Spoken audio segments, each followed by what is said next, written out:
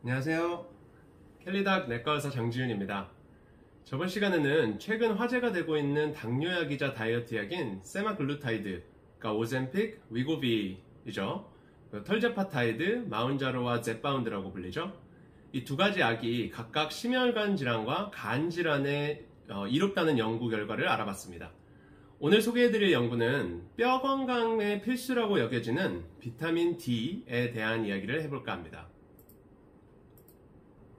오늘 소개해드릴 연구는 NEJM에서 2022년 7월에 출간된 중년층과 노년층의 성인들에게서 비타민 D 보조제가 골절에 미치는 영향에 대해서 알아볼까 합니다. 저희 클리닉에 오시는 분들의 70-80%는 60대 이상이신데요. 제가 입버릇처럼 하는 이야기가 있습니다. 어머님, 아버님, 절대 넘어지시면 안 됩니다.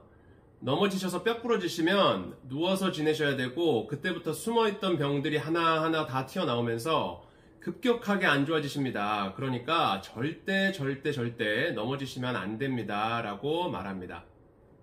실제로 고관절 골절 환자들이 30일 내로 사망하는 확률이 거의 20%나 된다고 합니다. 인구가 고령화되면서 전 세계적으로 연간 고관절 골절 환자 수가 2~3배가 되어간다고 하는데요. 그래서 그런지 뼈 건강에 좋다는 비타민 D를 찾는 사람들이 지난 20년간 거의 4배가량 늘었다고 합니다. 비타민 D가 뼈 건강에 어떻게 얼마나 도움을 주는가, 이것은 몇십 년간 계속해서 연구가 되고 있는데요. 벌써 13년 전에 미국의 한 권위 있는 기관에서는 비타민 D를 하루에 600에서 800 IU, International Unit이라고 합니다. 그 정도 복용하는 것을 권장했습니다. 그런데 다른 학회들에서는 또 하루에 800에서 2000 IU로 추천하는 등 하루 권장량들이 조금 다양했었습니다. 그러다가 몸속의 비타민 D 레벨을 주기적으로 측정해서 모자라는 사람은 보조제로 채워줘야 하는가? 라는 질문이 생겼었고, USPSTF라는 미국 예방서비스 대책위원회 라는 곳에서 2021년에 한 연구 결과를 발표합니다. 참고로 이 USPSTF에서 발표하는 가이드라인은 미국뿐만 아니라 한국을 포함한 많은 나라들의 의사들이 따르는 경우가 많습니다. 저도 학생 때 시험 때문에 이 가이드라인을 달달 외우려고 했었던 기억이 있는데요. 이곳에서 이런 결론을 발표했습니다.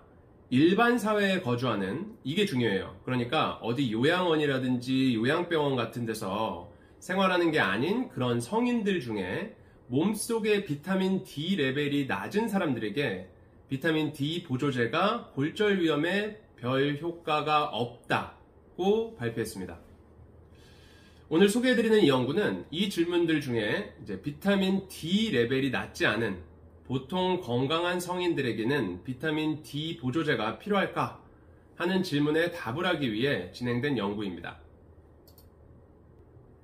연구를 어떻게 디자인하고 진행했냐면요. 사실 이 연구는 다른 더 큰 연구의 보조적 연구 결과입니다. 그 다른 큰 연구라는 것은 비타민 D와 오메가3가 암이나 심혈관 질환과 어떻게 관련 있는지를 보는 연구였는데요. 이 큰 연구에서 추가적으로 더 알아본 것입니다. 5.3년 동안 미국 50개 주에서 25,871명을 대상으로 한쪽 그룹은 2000 IU의 비타민 D를 매일 복용하고 다른 한쪽 그룹은 플라시보 위약을 매일 복용하면서 골절 사고가 얼마나 일어났는지를 지켜봤습니다. 참가자들 중에서 암이나 심장질환, 그리고 혈관질환, 비타민 D 결핍증이 있거나 골밀도가 낮게 나온 사람들 혹은 골절이 있었던 사람들은 제외시켰으니까 보통 건강한 성인들을 대상으로 실험한 겁니다.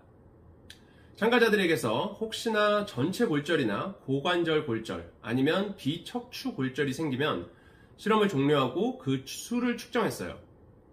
손가락, 발가락, 머리, 인공관절 주변의 골절이나 암 같은 것으로 인한 병적 골절은 제외시키고 그 수를 측정했습니다.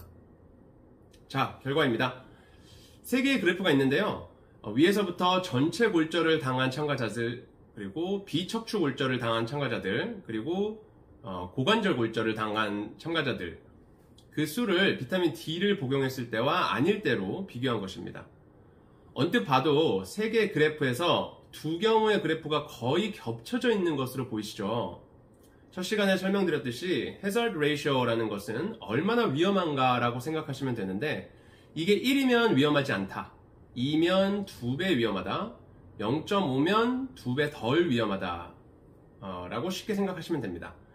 세 개 그래프 모두 1에 가까운 수치를 보이고 있고, 게다가 95% CI, 즉 Confidence Interval, 거기에서도 그 범위 안에 1을 포함하고 있기 때문에 통계학적으로 유의미하게 다르다고 할 수 없다라고 해석합니다. 결론을 맺겠습니다. 이 실험은 참가자 수십, 수백 명이 아닌 수만 명을 대상으로 한 사이즈가 큰 실험이고요.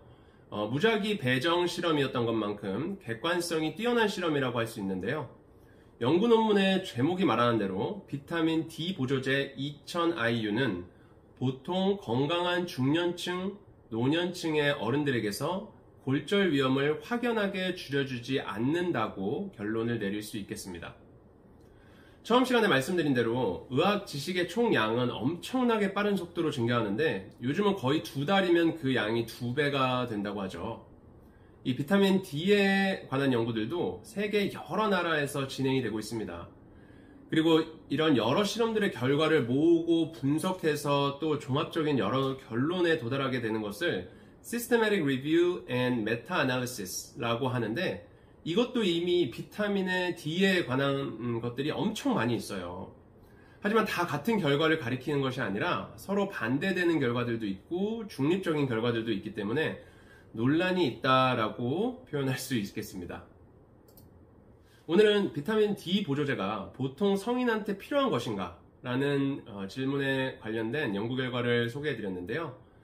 저는 제 환자분들 중에서 비타민 D 레벨이 낮거나 골절 위험이 있으신 분들, 특히 폐경 후 여성분들이나 암이 있으셨던 분들에게 칼슘과 함께 권고를 해드리고 있습니다. 다시 이야기하지만 여러분 절대 넘어지시면 안 됩니다. 그럼 다음에 또 다른 주제로 찾아뵙겠습니다. 시청해주셔서 감사합니다. 안녕히 계세요.